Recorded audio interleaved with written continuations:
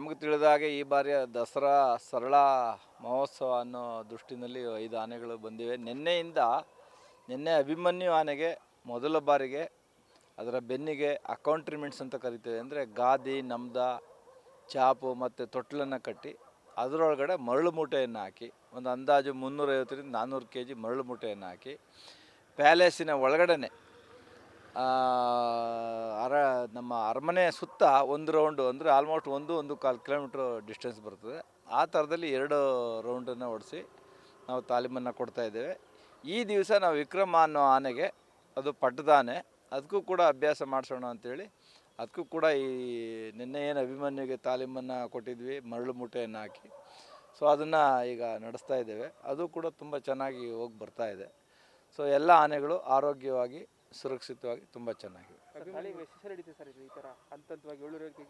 ಈಗ 400 kg ಅಷ್ಟು 350ರಿಂದ 400 kg ಹಾಕಿದ್ದೀವಿ. ನಾಳೆ ಏನು ಮಾಡ್ತೀವಿ, ನಾಳೆ ಗೋಪಿ ಆನೆ ಕಟ್ತೀವಿ, ನಾಳಿದ್ದು ಮತ್ತೆ ಅಭಿಮನ್ಯು ಕಟ್ತೀವಿ, ಆವಾಗ ಒಂದು 100 kg ಜಾಸ್ತಿ ಮಾಡ್ತೀವಿ. ಸೊ ಹಾಗೆ ನೆಕ್ಸ್ಟ್ ಇನ್ನೊಂದು ಸಾರಿ ಅಭಿಮನ್ಯು ಬಂದಾಗ 600 kg ಮಾಡ್ತೀವಿ. ನೆಕ್ಸ್ಟ್ ಫೈನಲ್ ಆಗಿ 700 kg 750 kgಗೆ ಹಾಕ್ಬಿಡ್ತೀವಿ. ಸೊ ಅದಾದ ನಂತರ ಏನಾಗುತ್ತೆ, ಇಲ್ಲಿ ತಮಗೆ ಗೊತ್ತಿರೋಂಗೆ ಅಲ್ಲಿ ಕ್ರೇನ್ನ ಫಿಕ್ಸ್ ಮಾಡಿಕೊಡ್ತಾರೆ. ಆ ಚಿನ್ನದ ಅಂಬಾರಿಯನ್ನು ಎಲ್ಲಿ ಕಟ್ತೇವೆ ಅಲ್ಲಿ ಕ್ರೇನ್ ಫಿಕ್ಸ್ ಆಗಬೇಕು. ಆ ಕ್ರೇನ್ ಫಿಕ್ಸ್ ಮಾಡಿದ ತಕ್ಷಣ ಅದರಲ್ಲಿ ಆ ಕ್ರೇನ್ ಮೂಲಕನೇ ಒಂದು ಚಿನ್ನದ ಅಂಬಾರಿಯನ್ನು ಹೋಲ್ತಕ್ಕಂಥ ಒಂದು ಮರದ ಅಂಬಾರಿ ಇದೆ. ಆ ಮರದ ಅಂಬಾರಿಯನ್ನು ಆನೆಯ ಬೆನ್ನಕ್ಕೆ ಕಟ್ಟಿ ಕ್ರೇನ್ ಮೂಲಕ ಅದರೊಳಗಡೆ ಮರಳು ಮೂಟೆಯನ್ನು ಇಟ್ಟು ಆ ಥರದ ತಾಲೀಮನ್ನು ನಾವು ಕೊಡ್ತೇವೆ.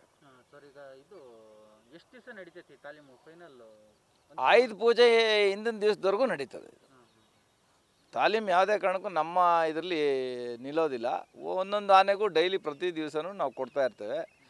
ಸೊ ಇದಲ್ಲದೆ ಈ ಮಧ್ಯೆ ಫಿರಂಗಿ ಶಬ್ದಕ್ಕೂ ಅಂಜದಾಗೆ ತಾಲೀಮ್ ಕೊಡೋ ಸಾಧ್ಯತೆಗಳಿವೆ. ಬಟ್ ಅದ್ರ ಬಗ್ಗೆ ನಮಗಿನ್ನೂ ಮಾಹಿತಿ ಬಂದಿಲ್ಲ. ಪ್ರತಿ ಸಲ ಹೊರಗಡೆ ಆನೆಗಳಿಗೆ ಹೊರಗಡೆ ತಾಲೀಮ್ ಫಿರಂಗಿ ವಿತ್ ಆನೆಗಳ ತಾಲೀಮ್ ನಡೀತಾ ಇತ್ತು. ಈ ಬಾರಿ ಫಿರಂಗಿಗಳ ಶಬ್ದಕ್ಕೆ ಹೊಂದ್ಕೊಳ್ಳಂಗೆ ಎಲ್ಲಿ ತಾಲೀಮ್ ನಡೆಸ್ತೀರಾ ಅಂತ ಅದನ್ನು ಅವರು ಸೂಚಿಸಬೇಕು.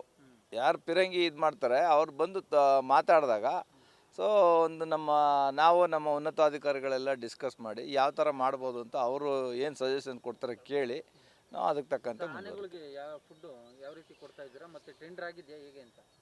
ಇಲ್ಲ, ಈಗ ನಮ್ಮಲ್ಲಿ ಏನಾಗಿದೆ, ಈಗ ಮೊದಲ ಯೂನಿಟ್ ಅಂತೇಳಿ 1 ಯೂನಿಟ್ ಅಂತ ಮಾಡ್ತಾರೆ. 1 ಯೂನಿಟಲ್ಲಿ ಏನಾಗಿದೆ, ಹಸಿ ಹುಲ್ಲು, ಭತ್ತದ ಹುಲ್ಲು ಮತ್ತು ಕಬ್ಬು ಮತ್ತು ಬ್ರಾಂಚ್ ಫಾಡರ್ ಅಂದರೆ ಮರದ ಕೊಂಬೆ, ಆಲದ ಮರದ ಕೊಂಬೆ ಇದನ್ನು ತರೋದು.